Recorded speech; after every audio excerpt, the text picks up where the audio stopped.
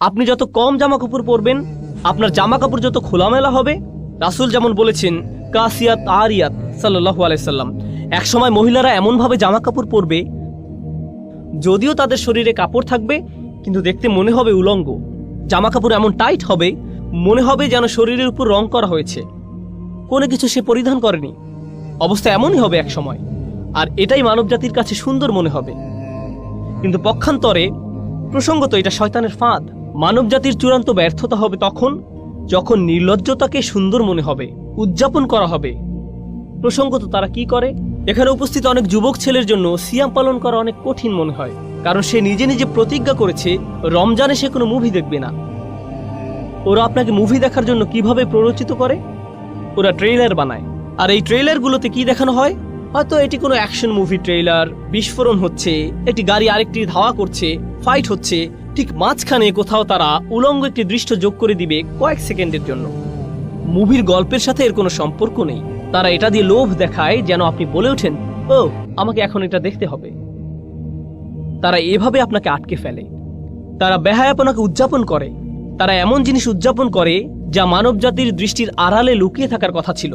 এরপর আছে অন্য প্রান্তের কিছু লোক।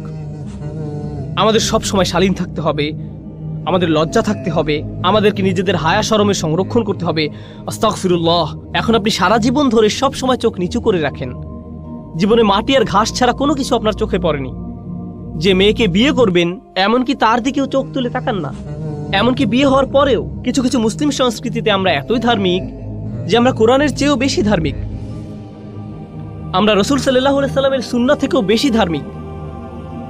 স্ত্রী সবসময় জিলবাব হিজাব পরে থাকে, এমনকি ঘরের ভেতরেও সে এমনকি তার স্বামীর জন্যও সাজে না, এমনকি তার স্বামীর জন্যও সুন্দর পোশাক পরে না। সে কখনো তার স্বামীকে নিজের দিকে আকৃষ্ট করার চেষ্টা করে না। যদি জিজ্ঞেস করেন কেন এমনটা করো না, সে বলবে আস্তাগফিরুল্লাহ আস্তাগফিরুল্লাহ। এটা আস্তাগফিরুল্লাহ নয়, তুমি যে স্বামীর কাছেও নিজেকে ঢেকে রাখো এটাই আস্তাগফিরুল্লাহ। কারণ নারী পুরুষের সম্পর্ক যদি সৌন্দর্যমণ্ডিত না হয়, হালাল সীমার ভেতরে সম্পর্ক যদি হালালের ভেতরে সুন্দর না হয়, তখন শয়তান পুরুষ মানুষটির অন্তরে কুমন্ত্রণা দেওয়ার সুযোগ পেয়ে যায়। সে বলবে তুমি যা চাচ্ছ তা বিয়ের সীমার বাহিরে পাবে, বাহিরে পাবে। বুঝতে পারছেন? আল্লাহ আযজা ওয়া জাল্লা কোরআনে এই সুন্দর সম্পর্কের সংরক্ষণ করেছেন যেন বিয়ের ভেতরে সম্পর্কটা সুন্দর এবং রোমান্টিক থাকে। কিভাবে তিনি এটা করেছেন? আল্লাহ আযজা ওয়া জাল্লা একই সূরায় বলেন, তিনি বর্ণনা করেন,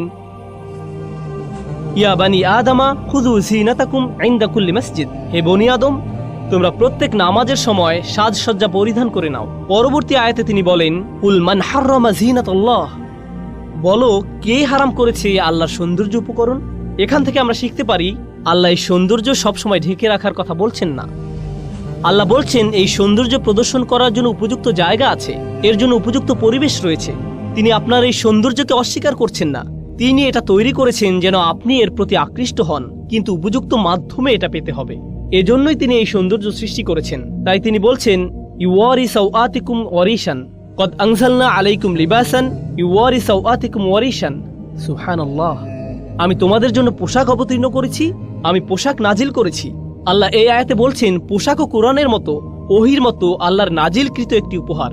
যেভাবে আমরা কোরআনকে সাজাই সেভাবে আমাদের সুন্দর পোশাক পরিধান করার কথা। শালীন কিন্তু সুন্দর পোশাক, যেন এটি আমাদের কদর্যতাকে ঢেকে রাখে।